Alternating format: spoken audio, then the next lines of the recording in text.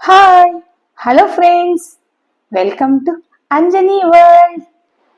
ఈరోజు ముగ్గురి అక్కా చెల్లెళ్ళ ప్రేమ కథ పార్ట్ 238.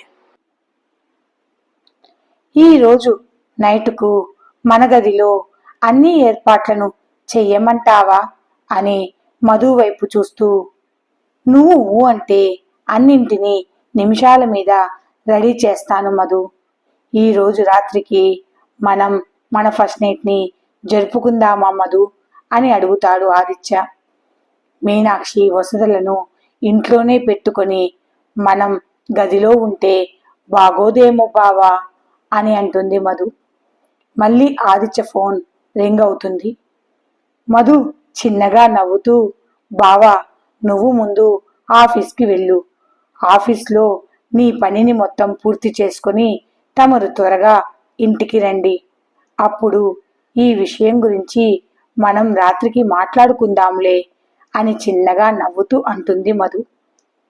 రాక్షసి, ఈరోజు నాకు ఆఫీస్లో వర్క్ ఎక్కువగా ఉంటుంది, నేను త్వరగా ఇంటికి రాననే కదే నీ ధైర్యము? సరేలే, మీనాక్షి వసుదలు ఇక్కడ ఉన్నారు కదా, అందుకే నిన్ను వదిలేస్తున్నాను. నా మామూలు నాకు ఇస్తే నేను ఆఫీస్కి వెళ్ళిపోతాను అని అంటాడు ఆదిత్య. మీనాక్షి వసుదలు ఇద్దరూ ఇక్కడ ఉన్నన్ని రోజులు వీటితోనే నేను తృప్తి పడాలి అని నీరసంగా మధు వైపు చూస్తాడు ఆదిత్య. నీ మామూలు ఏంటి బావా అని తనకు తెలిసినా కావాలని ఆదిత్యను ఆట పట్టించడానికి అడుగుతుంది మధు. ఏంటే, ఒక 4 రోజులు బయట ఊరికి వెళ్ళామో లేదో నాకు ఇవ్వవలసినవి కూడా పూర్తిగా మర్చిపోయావా మధు అని అంటాడు ఆదిత్య. అబ్బా బావా, నస పెట్టకుండా నీకేం కావాలో చెప్పు బావా, అవి ఇచ్చుకుంటాను అని ఓరగా ఆదిత్య వైపే చూస్తూ అంటుంది మధు. ఒసే రాక్షసి, నాకు ఇవ్వవలసిన వాటిని కూడా ఇవ్వకుండా తప్పించుకోవాలని చూస్తున్నావా మధు? నీ వేషాలు నా దగ్గరే అని అంటూ మధుని తన దగ్గరికి లాక్కుంటాడు ఆదిత్య. అప్పుడే బెడ్రూమ్ డోర్ దగ్గరికి మీనాక్షి వచ్చి, మధు నాకు బాగా ఆకలేస్తోంది, నువ్వు త్వరగా వస్తే మనం అందరం కలిసి టిఫిన్ తిందాము అని అంటుంది. ఆదిత్య మధుకి దూరం జరుగుతూ, రాక్షసి, నువ్వు కావాలని ఇదంతా చేస్తున్నావు, నాకు బాగా తెలుసు మధు. ఈ రోజు నేను బిజీగా ఉన్నాను కాబట్టే నిన్ను వదిలేస్తున్నాను మధు, రేపు చెప్తానే నీ పని. పద, బయట నుండి తమరికి పిలుపు వచ్చిందిగా, ఇక వెళ్దాం పద అని ఇద్దరూ హాల్లోకి వస్తారు. మీనాక్షి, నీకు బాగా ఆకలిగా ఉంది అన్నావు కదా, ముందు నువ్వే తిను అని ఆత్రంగా మీనాక్షి వైపు చూస్తూ చెప్పాడు విక్రమ్. విజయ్ తన గొంతుని గట్టిగా సవరిస్తూ విక్రమ్ వైపు చూశాడు. వీడొకడు నా ప్రాణానికి అని అనుకుంటూ సైలెంట్ అయిపోతాడు విక్రమ్.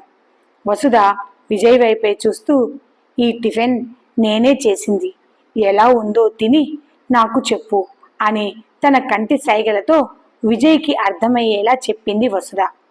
అందరూ కలిసి నవ్వుకుంటూ టిఫిన్ తినడం కంప్లీట్ చేస్తారు. అప్పటికే ఆదిత్యకి నీలకంఠం నుండి ఫోన్ మీద ఫోన్ రావడంతో ఆదిత్య మధు వైపు చూసి, ఇక నేను ఆఫీస్కి బయలుదేరుతాను మధు అని అంటూ మధుకి సైగ చేసి చెప్పాడు. విక్రమ్ మీనాక్షితో, నేను ఆఫీస్కి వెళ్తాను, సాయంత్రం రెడీగా ఉండు, నేను ఆఫీస్ నుంచి త్వరగా వచ్చేస్తాను, మనిద్దరం కలిసి అలా బయటకు వెళ్దాము అని మీనాక్షికి మాత్రమే వినపడేలా చిన్నగా చెప్పాడు విక్రమ్. వసుధ విజయ్ వైపు చూస్తూ బాయ్ అని సైగ చేసింది. ఇక ఆదిత్య, విక్రమ్, విజయ్ ముగ్గురు హడావుడిగా కారులో ఆఫీస్కి బయలుదేరి వెళ్ళిపోతారు.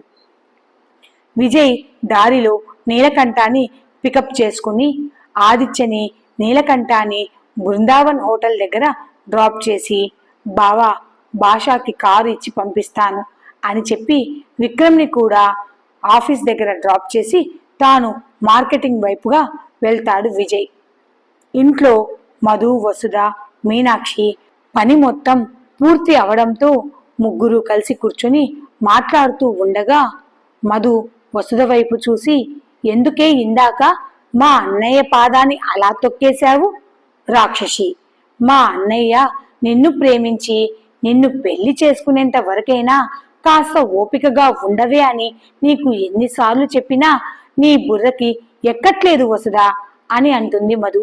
వసుధ మధు వైపు చూసి, నేను ఇక్కడ సైలెంట్గా ఉంటే నాకు 60 ఏళ్లు వచ్చేంత వరకు ఆ దద్దోజనంలో వేడి పుట్టదు. నేను ఇలా షాకులు ఇస్తూ ఉండగా నెమ్మదిగా మీ అన్నయ్యలో వేడి పుట్టిస్తే ఆ దద్దోజనంలో కాస్త మార్పు వచ్చి నా వైపైనా చూస్తాడు. లేదంటే నేను జీవితాంతం ఇలానే కన్యగా మిగిలిపోవాల్సి వస్తుంది అని అంటుంది వసుధ. మధు తన మనసులో, మా బావ కూడా నాతో ఇలానే మాట్లాడతాడు అంటే నేను నిజంగానే ముద్దపప్పునా? నా గురించి కూడా బావ ఇలానే తన మనసులో అనుకుంటాడా? అమ్మో, ఇక నుంచి నేను ముద్దపప్పులా ఉండకూడదు. మా బావకి ఇష్టంగా తాగే మ్యాంగో మిల్క్ షేక్ ఐస్ క్రీమ్లా మారిపోవాల్సిందే అని తన మనసులో అనుకుంటుంది మధు. అలా వసుధ మధు మాట్లాడుకుంటూ ఉండగా మీనాక్షి మధు వైపు చూసి, ఆదిత్య అన్నయ్య ఎక్కడ పని చేస్తున్నాడో నీకు తెలుసా మధు అని అడుగుతుంది. మధు మీనాక్షి వైపు చూసి, మీ అన్నయ్య ఎక్కడ పని చేస్తున్నాడో తెలియదు, కానీ తన ఫ్రెండ్ ఏదో పెద్ద కంపెనీ పెట్టాడట. ఆ కంపెనీలో మేనేజర్గా పనిచేస్తున్నాడు. ఆ ఆఫీస్లో ఆల్రౌండర్ మీ అన్నయ్యే. అన్ని పనులు మీ అన్నయ్యనే దగ్గర ఉండి చూసుకోవాలి. మీ అన్నయ్యకి ఆ ఆఫీస్లో ఎంత వర్క్ ఉంటుందో నీకు తెలుసా మీనాక్షి? ఆఫీస్లోనే కాదు, ఇంటికి వచ్చిన తర్వాత కూడా రాత్రి 11-12 వరకు ఆ ల్యాప్టాప్ని ముందర పెట్టుకుని వర్క్ చేస్తూనే ఉంటాడు మీ అన్నయ్య అని మధు మాటల్లో ఆదిత్య, విజయ్, విక్రమ్ ముగ్గురు వాళ్ళ ఫ్రెండ్ కంపెనీలో ఒక సాదాసీదా ఎంప్లాయీస్ అని అర్థమవుతుంది మీనాక్షికి. మరి 5 సంవత్సరాల క్రిందట ఒక పెద్ద కంపెనీని ఓపెన్ చేస్తూ మమ్మల్ని అందరినీ ఇక్కడికి తీసుకుని వచ్చాడు కదా మా అన్నయ్య. మరి అదేంటి అనే ఆలోచనలో ఏది నిజం ఏది అబద్ధం తేల్చుకోలేక మీనాక్షి సైలెంట్గా మధు వైపు చూస్తూ ఉంటుంది. మధు ఫోన్కి వసుధ ఫోన్కి మెయిల్ వస్తుంది. ఇద్దరూ తమ ఫోన్ల వైపు చూసి వచ్చిన మెయిల్ని ఓపెన్ చేసి చదువుతారు. ఏవి group of private limited company వాళ్ళ నుండి ఇంటర్న్షిప్కి ఇంటర్వ్యూకి రమ్మని అందులో ఉంటుంది. ఆ ఇంటర్వ్యూ కూడా ఈరోజే కావడంతో మధు వసుధ ఇద్దరు ఒకరి మొహాలు ఒకరు చూసుకుని ఆనందపడిపోతూ, ఏవి గ్రూప్ ఆఫ్ ప్రైవేట్ లిమిటెడ్ అన్ని కంపెనీల కంటే పెద్ద కంపెనీ అని, నెంబర్ 1 కంపెనీ అని, ఆ కంపెనీ నుండి మనకు ఈరోజు ఇంటర్వ్యూకి రమ్మని మెయిల్ పంపించారని తెగ సంబరపడిపోతూ ఉంటారు ఈ ఇద్దరు. ఆ ఇంటర్వ్యూలో మనం సెలెక్ట్ అయితే మనం చేస్తున్న ప్రాజెక్ట్ వర్క్ మంచిగా క్లిక్ అవుతుందని, అంతేకాదు నెలకు శాలరీ కూడా మన చేతికి వస్తుందని ఎంతో ఆనందంగా మధుకి చెప్తుంది వసుధ. నువ్వు చెప్పింది నిజమే వసుధ. నేను ఇప్పుడే మా బావకి ఫోన్ చేసి విషయం చెప్తాను. మనము ఇద్దరము ఈరోజు ఆ కంపెనీ ఇంటర్వ్యూకి వెళ్తున్నామని ఇప్పుడే మా బావకు చెప్తాను అని అంటుంది మధు. వసుధ, మనకి టైం ఎక్కువగా లేదు వసుధ, 11 గంటలకే ఇంటర్వ్యూ, త్వరగా రెడీ అవుదాం పదా అని అంటుంది మధు. మీనాక్షి మధు వసుధల వైపు చూస్తూ తన మనసులో, ఏవి గ్రూప్ ఆఫ్ ప్రైవేట్ లిమిటెడ్ అంటే ఆదిత్య అన్నయ్య పెట్టిన కంపెనీ పేరే కదా, ఆ కంపెనీకి హెడ్ మా అన్నయ్యే కదా, ఒక్క నిమిషం అని తన ఫోన్ని ఓపెన్ చేసి గూగుల్ని ఓపెన్ చేసి ఏవి అని కంపెనీ పేరుని టైప్ చేసి ఆ కంపెనీకి ఎండి ఎవరా అని కనుక్కోవడానికి ప్రయత్నం చేస్తోంది మీనాక్షి. సమయానికి మీనాక్షి ఫోన్ డేటా మొత్తం అయిపోయి ఉంటుంది. మధు అద్దం ముందర నిలబడి రెడీ అవుతూ, ఇప్పుడు బావ ఆఫీస్లో తన మీటింగ్లో బిజీగా ఉంటాడు. ఇప్పుడు అనవసరంగా బావని డిస్టర్బ్ చేయడం ఎందుకు? నా ఇంటర్వ్యూ మొత్తం పూర్తి అయిన తర్వాత నేను ఇంటర్న్షిప్కి సెలెక్ట్ అయితే అప్పుడు బావకి ఫోన్ చేసి సర్ప్రైజ్ చేస్తాను అని అనుకుంటుంది మధు. మీనాక్షి రెడీ అవుతున్న మధు దగ్గరికి వచ్చి మధు వైపు చూస్తూ, మధు, ఈ కంపెనీ ఎండి ఎవరో నీకు తెలుసా? నువ్వు ఒక్కసారైనా ఆయన్ని చూశావా అని అడుగుతుంది. నాకు ఆ కంపెనీ ఎండి ఎవరో తెలియదు. నేను ఒక్కసారి కూడా ఆయన్ని చూడలేదు. కానీ మా ఫ్రెండ్స్ చెప్పుకుంటుంటే విన్నాను. ఆయన చిన్న ఏజ్లోనే సొంతంగా ఒక కంపెనీ పెట్టి తక్కువ కాలంలోనే ఆ కంపెనీని నెంబర్ 1 పొజిషన్కి తీసుకొని వచ్చాడట. ఇంత పెద్ద కంపెనీని ఒక్కడే సక్సెస్ఫుల్ గా రన్ చేస్తున్నాడట. ఇప్పుడు నీకు ఒక విషయం చెప్పనా మీనాక్షి? ఏ కంపెనీలోనైనా కొత్త వాళ్ళకి ఉద్యోగాలు కావాలంటే ఎక్స్పీరియన్స్ ని అడుగుతారు. పని చేయకుండానే ఎక్స్పీరియన్స్ ఎక్కడి నుంచి వస్తుందని ఆ ప్రశ్న అడిగిన వాళ్ళకే తెలియదు. ఈ ఏవి గ్రూప్ ఆఫ్ ప్రైవేట్ లిమిటెడ్ కంపెనీలో పనిచేసే వాళ్ళు కూడా ఆ కంపెనీ ఎండి గురించి చాలా గొప్పగా చెప్పారు. ఫ్రెషర్స్కి అయినా ఎవరికైనా టాలెంట్ ఉంటే చాలు, ఎక్స్పీరియన్స్తో పని లేకుండానే వాళ్లకు ఈ కంపెనీలో ఉద్యోగాలు వస్తాయని అందరూ చెప్పుకుంటున్నారు అని మీనాక్షితో చెప్పింది మధు. అందులోనూ ఈ కంపెనీలోని రూల్స్ నాకు బాగా నచ్చాయి మీనాక్షి. అందుకే ఈ కంపెనీలోనే చేరాలని నేను నిర్ణయించుకున్నాను అని చెప్పింది మధు. మధు, ఈ కంపెనీ ఎండి ఎవరో, ఎలా ఉంటాడో, ఆయన ప్రొఫైల్ని ఒక్కసారి మనం ఓపెన్ చేసి చూద్దామా అని అడుగుతుంది మీనాక్షి. చూడొచ్చు, నా ఫోన్లో డేటా ఉంటే చూసిండే వాళ్ళము. కానీ మీనాక్షి, నా ఫోన్లో డేటా మొత్తం అయిపోయింది. నిన్న రాత్రి ఇదిగో ఇదే నిద్ర పట్టట్లేదని 3 గంటల వరకు సినిమా చూద్దామని అంటూ నా ఫోన్లో ఉన్న డేటాను మొత్తం అయిపోగొట్టింది అని వసుధ వైపు చూస్తూ అంటుంది మధు. నా ఫోన్లో కూడా డేటా అయిపోయింది అని అంటుంది వసుధ. ఏముంది, బయటకు వెళ్ళేటప్పుడు ఫోన్కి రీఛార్జ్ చేసుకుంటే సరిపోతుంది అని అంటుంది వసుధ. మీనాక్షి మధు వైపు చూసి, అవును, ఇంట్లో వైఫై లేదా అని అడుగుతుంది. ఉంది, కానీ వైఫై పాస్వర్డ్ నాకు తెలియదు మీనాక్షి అని అంటుంది మధు. ఏంటి, ఇంట్లో వైఫై ఉండి నీకు పాస్వర్డ్ తెలియదా అని ఆశ్చర్యంగా అడుగుతుంది వసుధ. పోనీ నీ మొగుడు ఏ కంపెనీలో పని చేస్తున్నాడో, ఆ కంపెనీ పేరేంటో, అసలు రోజు ఎక్కడికి వెళ్తున్నాడో అదైనా తెలుసా, లేక అది కూడా తెలియదా అని ఒక రకమైన కోపంతో అడుగుతుంది మీనాక్షి. మధు అమాయకంగా మీనాక్షి వసుధల వైపు చూస్తూ, నిజంగా మా బావ ఎక్కడ పని చేస్తున్నాడో, ఆ కంపెనీ పేరేంటో నాకు తెలియదు మీనాక్షి అని అమాయకంగా చెప్పింది. వసుధ మీనాక్షి ఇద్దరు తమ తలలను కొట్టుకుంటూ మధు వైపు చూస్తూ, నువ్వు మరీ ఇంత పిచ్చిదానిలాగా ఉన్నావేంటే? నీ భర్త ఎలాంటి వాడో, ఎక్కడికి వెళ్తున్నాడో, ఎక్కడ పని చేస్తున్నాడో కూడా తెలియకుండానే 2 నెలలకు పైగానే నీ భర్తతో కలిసి కాపురం చేస్తున్నావా అని ఆశ్చర్యంగా అడుగుతుంది వసుధ. అబ్బా వసుధ, అది కాదే, అదంతా ఒక పెద్ద కథ. ఇప్పుడు చెప్పే టైం నాకు లేదు వసుధ, మనకి ఇంటర్వ్యూకి టైం అవుతోంది, త్వరగా వెళ్ళాలి అని అంటుంది మధు.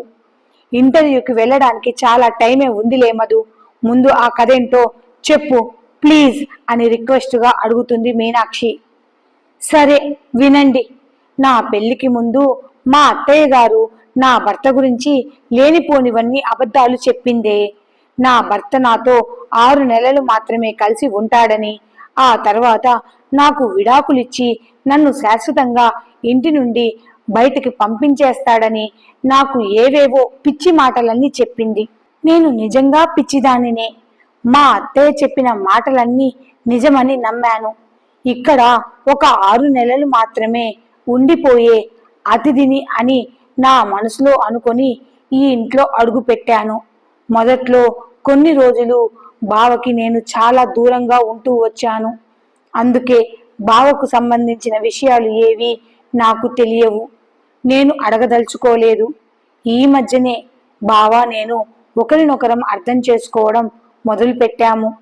నా భర్త నన్ను ప్రేమించడం మొదలు పెట్టాడు. నా భర్త నన్ను మాత్రమే ప్రేమిస్తున్నాడని, నా భర్త ప్రవర్తనలో, నా భర్త నాపై చూపించే ప్రేమలో నిజాయితీ నాకు కనిపించింది. నా భర్త నన్ను ఎప్పటికీ మోసం చెయ్యడని నమ్మకం నాకు కలిగింది. మా అత్తయ్య నాకు అన్ని అబద్ధాలే చెప్పిందని నేను అర్థం చేసుకున్నాను. నా భర్త నాతో నిజాయితీగా ఉంటూ వచ్చాడు. మా బావ నాతో ఈ 3 నెలలు తన గురించి తనను ఏమీ అడగవద్దు అని, ఈ 3 నెలల తర్వాత తన గురించి పూర్తిగా నాకు చెప్తానని నాతో చెప్పాడు మా బావ. నన్ను ఎప్పటికీ మోసం చెయ్యను అని, తన మాటలను మాత్రమే నమ్మమని మా బావ నాకు చాలాసార్లు చెప్పాడు. నన్ను ఎప్పటికీ వదిలిపెట్టను అని. ఇక విడాకులంటావా, ఆ ఆలోచనే నా మైండ్లోకి రానివ్వద్దు అని నాకు చాలా గట్టిగానే చెప్పాడు మా బావ. అప్పటి నుండే నేను మా బావ కొత్త జీవితాన్ని ప్రారంభించాము. అందుకే నాకు మా బావకు సంబంధించిన విషయాలు ఏవి నాకు తెలియదు. మా బావ ఒక సాదాసీదా ఎంప్లాయ్ అని, అది కూడా వాళ్ళ ఫ్రెండ్ కంపెనీలో పనిచేస్తున్నాడని మాత్రమే నాకు తెలుసు అని అంటుంది మధు. మధు మాటలు వింటుంటే వసుధకి తన తల తిరిగినట్లు అనిపించింది. మీనాక్షికి అంతా గందరగోళంగా అనిపించింది. మీనాక్షి, వసుధ ఇద్దరు మధు వైపు చూస్తూ, ఏంటో సస్పెన్స్ స్టోరీ విన్నట్లుగా ఉంది మధు అని అంటారు. అయినా మీ భార్యాభర్తల మధ్య విషయాలు మాకెందుకులే అని అంటుంది వసుధ. మీనాక్షికి మాత్రం తన మైండ్లో చాలా డౌట్లే వస్తున్నాయి. ఆలోచించే కొద్దీ మీనాక్షికి పిచ్చి పట్టినట్లు అనిపించింది. ఇలా కాదు, టైం చూసి ఈ రోజే మా ఆదిత్య అన్నయ్యని ఈ విషయం గురించి అడుగుతాను అని తన మనసులో అనుకుంటుంది మీనాక్షి. మధు, వసుధ ఇద్దరు తమ సర్టిఫికేట్స్ ని జాగ్రత్తగా పెట్టుకుని, తమకు కావలసిన పేపర్స్ అన్నిటినీ చక్కగా సర్దుకుని ఇంటర్వ్యూకి వెళ్ళడానికి రెడీ అవుతారు. మధు, వసుధలకు ఇదే తొలి ఇంటర్వ్యూ.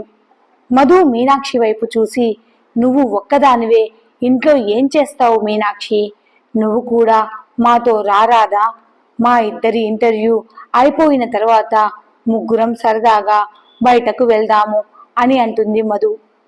సరే పద అని ముగ్గురు క్యాబ్ బుక్ చేసుకొని ఇంటికి లాక్ వేసి ఇంటర్వ్యూకని క్యాబ్లో బయలుదేరుతారు. ఈ స్టోరీ అప్డేట్ కనుక మీకు నచ్చినట్లయితే please like, share, subscribe and hype my channel. కొంచెం సబ్స్క్రైబ్ చేసుకోండి. Thanks for watching.